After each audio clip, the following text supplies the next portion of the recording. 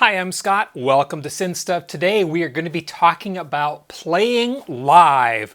Considerations as to what you're going to bring, what type of synth, what stands, your setup, and all kinds of tips and ideas of things you should do and prepare for before you play live. Coming up.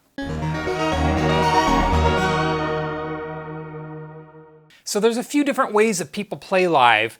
You have to consider about what type of synth are you going to be bringing. Three main options are you're going to bring some individual synths, something maybe like the System 8 or the Summit, which play one or two sounds. These are both bitimbral. They can play two different sounds. So is the Hydra synth. The Cobalt 8 plays one sound. So if your music involves playing more than one sound at a time, you can get away with a bitimbral if all you need is two. Otherwise, if you're playing with one-trick ponies like a Cobalt 8 that have one sound at a time, you're going to need multiple synths. Also, if you have perhaps different sounds that require more keyboard space, say you're playing piano, which takes up an entire piano, and that you also need to play pads on top of that, you might need a second synth in order to play those other sounds.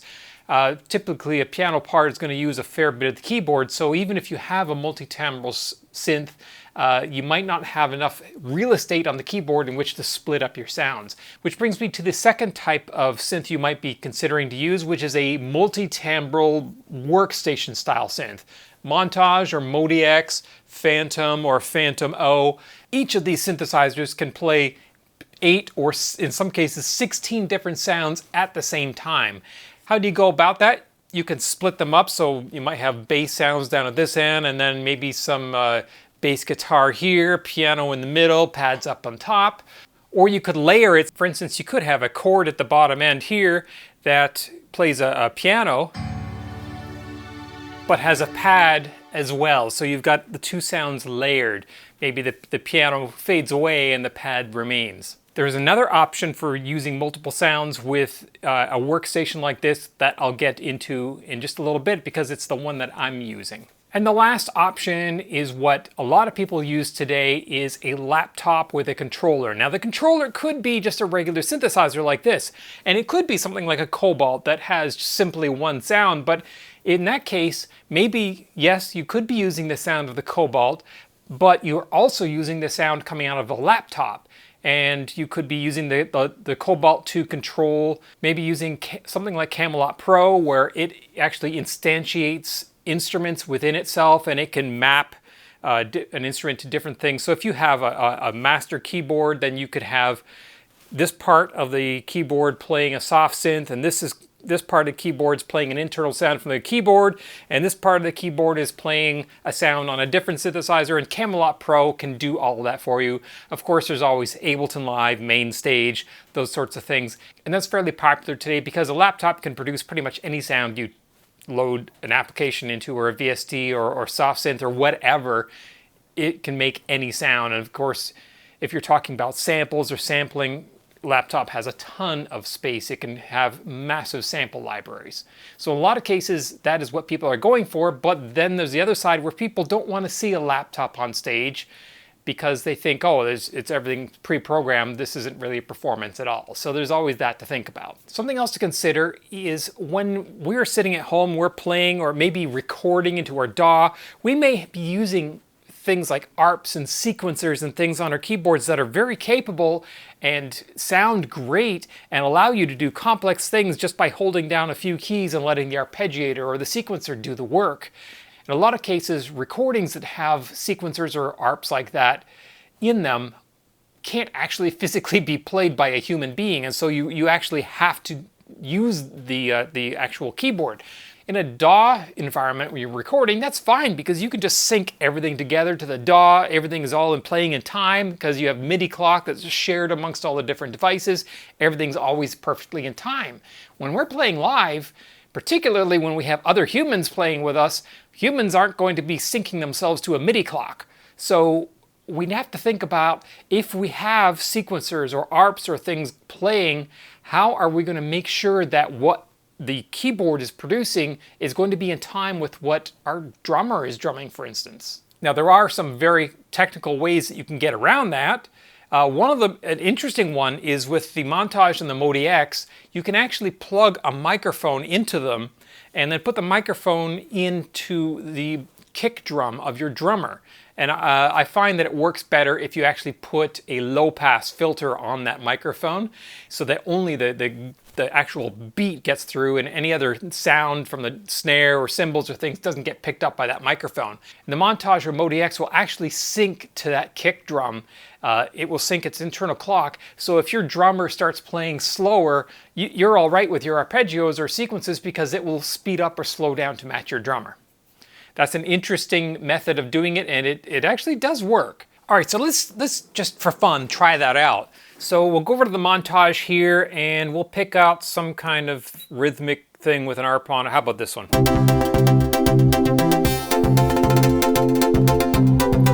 Okay, so it's kind of a arpy sound.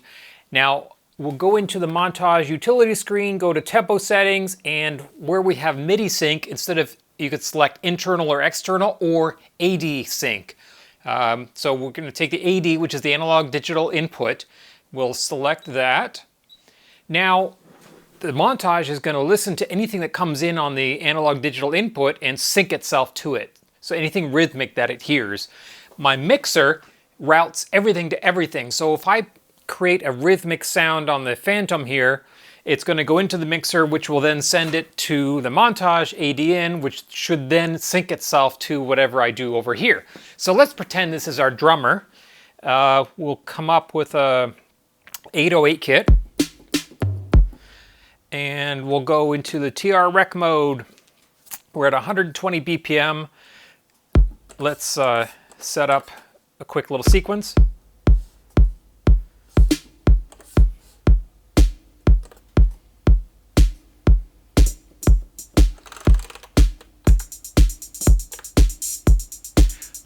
Okay, so now we have this little sequence going. Let's play something on the Montage and see what happens.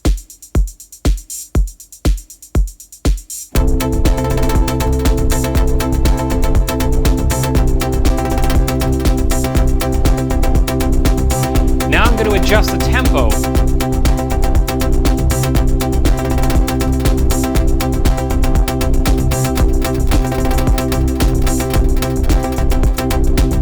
How cool is that? Now let's speed up a bit.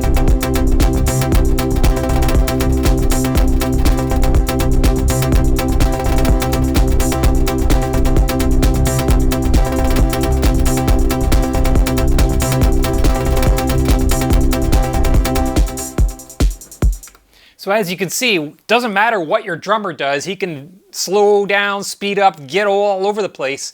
The Montage or the MODX is going to follow that and set its tempo to whatever your drummer is doing, and it will actually produce a MIDI clock at that speed, which you can then feed other synthesizers, and they will slave to that MIDI clock and follow along and adjust their tempo, so any arps or sequences that you're playing on other synthesizers will also follow along with your drummer, which is really cool. And it's a reason to buy a Montage or a MODX, really. You could have a secondary click being played to your drummer. So obviously the drummer is really going to be the center of the driver, the rhythm of the band. If you can get the drummer playing to a click, and that click is also available to use to sync to your keyboards, then you can get your arps and things to actually be playing in time with your drummer, and then that problem is solved. Something you can do on the Phantom, the Montage, and the Phantom O, because they have secondary outputs or a sub out, they can actually produce a click that when you plug into that output, in fact, I think I have it going on this one. There it is. You can hear, maybe, that there's actually a click coming out of this keyboard. So I've got a click track coming out of a separate output of the Phantom O that could be routed to your drummer's in-ears, or maybe you could route it into your mix, and then for the in-ear mix for your drummer, you could route that click track. In fact, you could route that click track to everybody in the band, really, if you wanted to, if your mixer is capable of doing that. That way, The drummer is going to be synced to the tempo on your keyboard, which means the arps that you're playing or the sequences on your keyboard are also going to be synced to your drummer as well. So that's a really good way of syncing everybody together if you have that kind of situation. And lastly, we have to think about patch design. You need to go through your different songs and figure out, okay, what parts of this am I going to be playing? Are you playing to backing tracks, or are you the backing track? A lot of the times you have a band and you might have guitarists and bassists and drum and what have you, and whatever else you don't have, the keyboardist is that. So the keyboardist has to fill in all those different parts. Do you have the ability to physically play all those at once, or are you going to be required to use a backing track on a laptop or that sort of thing? Sometimes, well, on the Phantom, you have sample buttons up here. You can play a backing track out of your sample pads. The Montage MODX also have the ability to play backing tracks. I actually did a video on that already, which I will put a link to in the description below, that you can play the backing track right out of the keyboard itself. So that might be an option for you as well, to be able to play the parts that you can't play physically. Keep in mind, those are just recordings, so the keyboard is not going to be synced. Its rhythm and its tempo is not going to be synced to the recording, so you have to be very careful about how you're playing sequences and things against a backing track, because in that case, the backing track is the source of the tempo, not your keyboard. So if you are playing something with a sequence or an arpeggio on top of it, you have to be very careful with your timing, as well as making sure your tempo is set up correctly. Okay, let's talk about stands. Back in the day, everybody used A-frames, just like I have back here. That's what I used back in the 80s. The mark of the keyboardist was an A-frame with all kinds of rows and rows of keyboards on them. You don't really see those on stage anymore. They're big and wieldy. They kind of cover up the keyboardist so you can't see them. Or if you're off to the side, if you're facing the side, then you end up the keyboards like this, and you can only see them from the side. So it doesn't really engage the audience that well with an A-frame that you're hiding behind. And if it's behind you, then the audience is seeing the back of your head. So not ideal. They're also pretty bulky. Then we have the simple X-frame key stand like I have here. You see a lot of people using these. This is a really cheap one that I actually had just sitting around that I used because I just needed something to put something here. It's relatively stable. It's relatively inexpensive. You can get decent quality X-frame keyboard stands for a couple $100. Typically, if you're going to be putting a Montage or an 88 key keyboard on there, you want one with double sets of legs just to make sure it's sturdy enough to be able to hold up the weight of that keyboard. One of the problems with X-frame keyboards is they are pretty bulky. They fold up, but when they're folded up, they're kind of like a giant H shape. So they take up a lot of room. They don't really fold up as well as some of the other styles of keyboard stands. You also see Z stands like I have here holding up my Montage stack here, which is kind of it's called that because it has two flat parts with a diagonal piece in between in the shape of a Z. Again, a very sturdy one. This one is actually particularly sturdy. It's an onstage that's intended to be taken apart and used in live situations. I don't know that I would want to use that in a live situation because it is kind of tough to take apart and put together, and a lot of different pieces and things, but it's very sturdy, very stable. It's definitely not moving anywhere. It's a rock solid stand.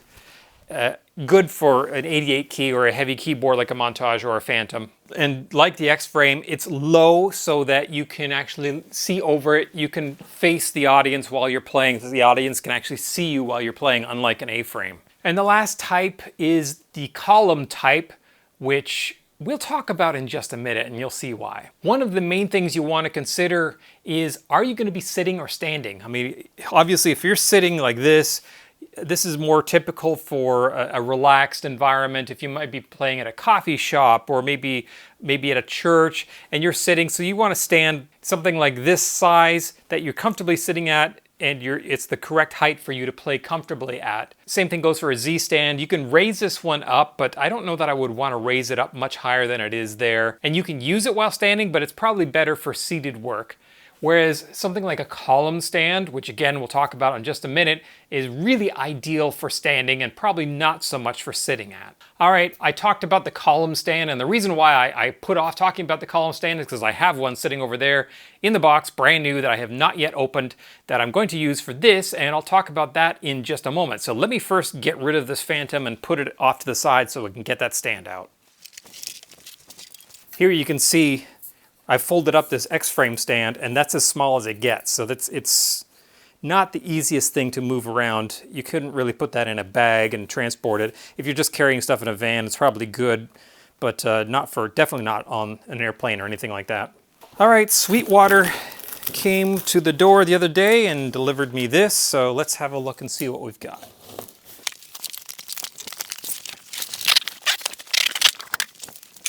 What we have here is an Ultimate Supports Apex AX48 column stand. And the reason I bought this is because I actually do have a tour coming up, which I haven't talked about yet, but I will in the months to come before it starts to happen.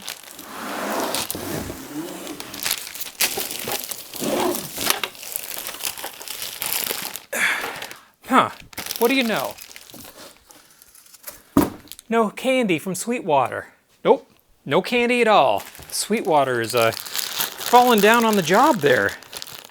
That's all right, I've got quite a collection of Sweetwater candy and stickers and everything already. The Apex stand is fairly easy to use. You push in these little buttons and the legs pop out like this.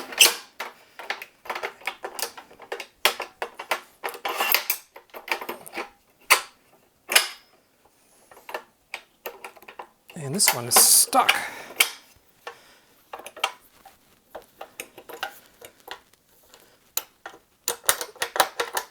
That's not good. Ah. Well, that's not good at all. It looks like this one's defective. I'm gonna pull this off and see if I can figure out what's going on, what's wrong. So there's a little metal nub right there that you push in that unlatches it, and it's not actually unlatching it because I can't push the button in. Try pushing it in with something else. There we go. Oh, now it's stuck in. Yeah, that's clearly defective. Something else I noticed, I've got what looks like damage here. It's scraped. It's got aluminum scraped here. So I'll save you the pain of going through. I'm going to cut out the rest of the video of the stand unboxing because what actually happened was it looks like the stand was dropped by the carrier company. I don't know if it was FedEx or UPS. I think it was FedEx. But it's been dropped so hard from so high, the bottom of the box actually accordioned in, and it impacted the foot so hard that it jammed up against that latch and actually bent it so that it no longer works properly. When you push it in, you saw it took, actually you had to use a tool to get it to push in to release, and now it's stuck in, so now the leg won't stay in, and if you push it in too far, it falls inside the stand. So the stand's got to go back to Sweetwater, unfortunately. All right, back to the video. All right, so I've got it set up so that it's like it's the way it's supposed to be, but I don't think I can put it back in the way it came because that one leg is not fastening properly. It means that as soon as I push that leg in, it falls up inside the thing and gets lost. But we'll talk about what else the stand can do. In the meantime, it does come with a boom mic that you can screw on top of there so you can do your backup vocals. Oh, this is nice. The old ones are these. The lid that you opened up on the top here was actually just a living hinge. This one's actually got a real hinge on it. So this is where the arms live. You can see the top ones, the smaller ones, and the longer ones for the bottom. So you take these out.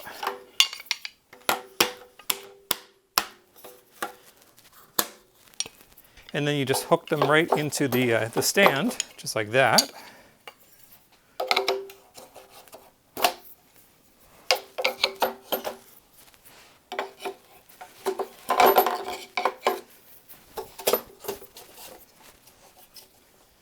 sure they're tight. And that's it. That's the column stand right there. And it's pretty, reasonably stable. Let me throw on my keyboards here. And let me unplug them so I don't smash everything.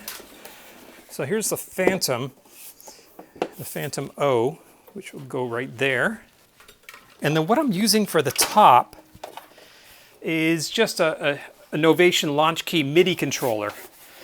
And the reason for that is because exactly what I was talking about is that I don't have enough key real estate on my Phantom 06 to handle all the different parts, because I'll be playing a lot of piano on there and I need something to be able to play pads on top of the piano.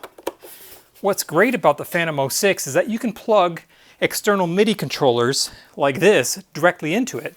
So now, I'm going to have to adjust these heights, obviously they're totally wrong, but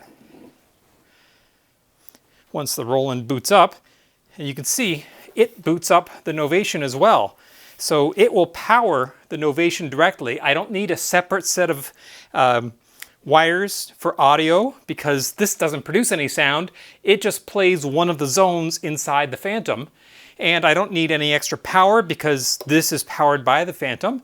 So now I've got the Phantom down here and I've got my piano sounds. And then up top as well. Then up on here, I've got pads, or whatever I program it to do. And that's actually coming out of the Phantom as well. So it's just playing one of the zones in the Phantom for the patch that I have currently set up. So this is my live setup, or at least the plan for it. And as you can see, it's a good height for playing live, and it's nice and stable, sits well. You can play without it wiggling around too much. Okay, so why did I pick this combination to play? And that's basically because exactly what I've been talking about. I need something with a lot of piano, and I need to have pads on top, and I'm going to have a few different screens or scenes for different songs that will reassign different sounds across both of these key beds depending on what I need for those individual songs.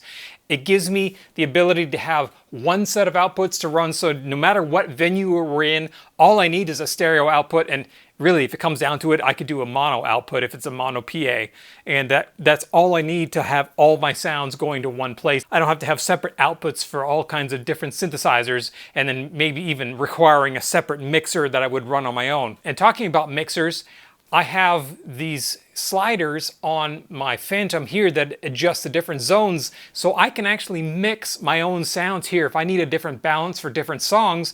So if this is too loud for an individual song, I can bring it down just by sliding zone 6 down, which is what this is assigned to. Or maybe the strings that I have as part of this piano patch, I can adjust the sounds of those pads. Or I can get rid of the piano altogether and just play the pads. Or I can get rid of the pads and play just the piano, and I can adjust those levels. So that gives me the ability to kind of mix my own scenes, and if I have different scenes set up for different songs, I can have those preset values or levels as part of the saved scene in the Phantom, and I can also adjust those on the fly as I'm playing. Why did I pick this controller? A couple of reasons. It's got a decent key bed on it. Some of the controllers that are a little less expensive, they have a little bit left to be desired in terms of key bed quality. Secondly, it's small. I can actually take this as part of my carry-on, and I've actually got a hard or firm side case, so I can carry this as carry-on. If need be, I could actually run a laptop and use a laptop for sounds and just use this as a controller. And that's nice and compact. I can carry that in a laptop as carry-on. In terms of pedals or sustain pedals, I typically use these cheap M-Gear pedals. I've got them all throughout my studio, but for this application, I'm going to be taking my Boss Dual pedal. This normally is what I use to trigger my RC505. However, you can switch it to momentary mode instead of a latch mode. And that way I can have one working as the Roland sustain pedal and one working as the Novation controller sustain. That way I can, they're close enough that you can actually press both with your foot at the same time if need be. The drawback for this is it does take batteries. It takes a 9-volt battery. So if you're going to tour with one of these, make sure you have spare batteries. What other kinds of things are you going to need? Extension cords. You will need extension cords. Well, you might not need extension cords, but if you don't have some and you need them, boy, are you in a world of hurt. So I generally have just a bag of wires that I take with me. It's got extra audio cables, extra extension cords, power strips, just all the kind of stuff that you usually need or might need when playing live. And that's kind of like it's my go-to bag. Most of the stuff never gets used, but sometimes it does. If you're playing in a different country with different voltages or different plugs, make sure you have an adapter that's going to be the correct type for where you're playing. If they are using different voltages or different frequencies in their voltage, make sure the power supplies on your equipment are capable of handling those different voltages. Built-in power supplies like the Montage, not always switchable. So they might be only good for 110 or 120, and that's what you're playing at home, and they might not be able to work on 240 without actually modifying the power supply inside. And as much as we may hate them, these switching brick power supplies that come with virtually all the keyboards nowadays, they actually, most of the case, will work on whatever voltage you put in them. So if you plug it into 110, it works. If you plug it into 240, it works. It doesn't care, it just works. But check the rating on the label of the power supply itself just to make sure. A DI box, absolute necessity. You're going to need a DI box. Sometimes they'll have them at the venue, often they don't. And they are typically going to have XLR inputs in their stage box where the output of your synthesizer has to go, and that's going to be balanced. Your synth may or may not have balanced outputs. The Phantom 06 does not. So you're going to need something to translate that unbalanced output at a 1/4 inch to a balanced XLR input. And also that will get rid of any ground loops or hum. If it has a ground lift switch on it, all the better. You can get expensive ones. Radial are really, really good quality DI boxes. You can get away with a Behringer one. I think they have one that was like $30. Stereo DI box. Definitely worth buying. And of course, you're going to need the cables that go from your synth. You're going to need 1/4 inch cables that go from the synth to the DI box. Bring extra. You might break one. Somebody might trip over it and rip it apart. And if you don't have one, then you're out of business. So they're cheap. Buy several, bring them along.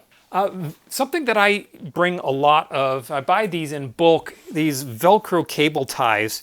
And they're good because otherwise you have all these cables just kind of dangling. Now this stand has cable management built-in with little things that you can actually clip the cables into, so it runs the cables down the front.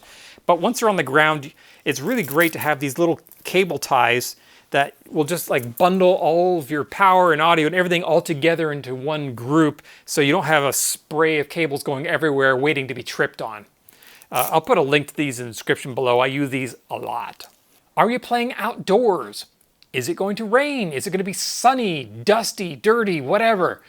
If you're not the only band playing, you might want a set of covers just so you can put on top of your keyboard. Something like I have on my other synthesizers. Could be just a simple dust cover, could be waterproof.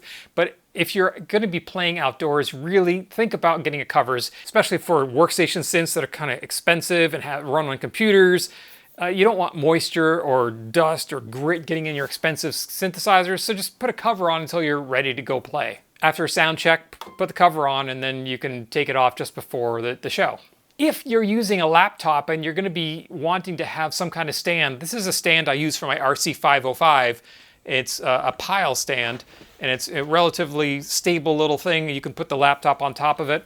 All it takes is somebody to bump into that stand, your laptop goes flying, and the show's over. Buy some industrial Velcro, big stuff like this.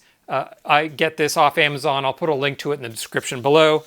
It is very strong, and you can stick it to the bottom of the laptop and then stick it to the other half to the actual platform, and you just put the laptop down. It's not going anywhere. because this is really strong industrial Velcro.